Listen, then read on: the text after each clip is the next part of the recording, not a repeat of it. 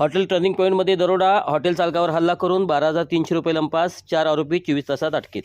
मिरज मशाल रोड लगत असलेल्या हॉटेल टर्निंग पॉईंट येथे दरोड्याची घटना घडली असून हॉटेल मालकाच्या वडिलांच्यावर हल्ला करून 12,300 रुपये रोख रक्कम जबरदस्तीने लंपास करण्यात आल्याचा प्रकार उघडकीस आला आहे. या प्रकरणी मिरज शहर पोलीस ठाणे जिल्हा सांगली येथे गुन्हा रजिस्टर नंबर 52/2026 अन्वये भारतीय न्याय संहिता कलम 309(6) अंतर्गत गुन्हा दाखल करण्यात आला आहे.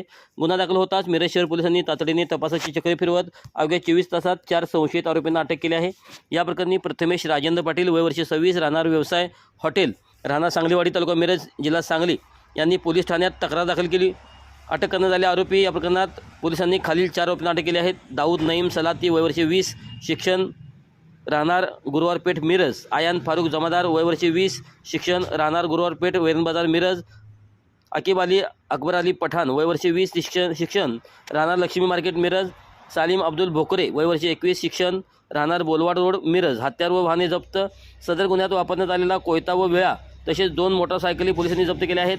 घटनेची हकीकत पोलिसांनी दिलेल्या माहितीनुसार आरोपी क्रमांक 1 व 2 यांनी चेहऱ्यावर रुमाल बांधून हॉटेलमध्ये प्रवेश केला. त्यावेळी फिर्यादीचे वडील दिवसभरातील व्यापाराचा हिशोब करत असताना आरोपींनी त्यांच्यावर विळाने हल्ला करून मारहाण केली आणि 12,300 रुपये रोख रक्कम जबरदस्तीने घेऊन घटनास्थळावरून पलायन केले होते.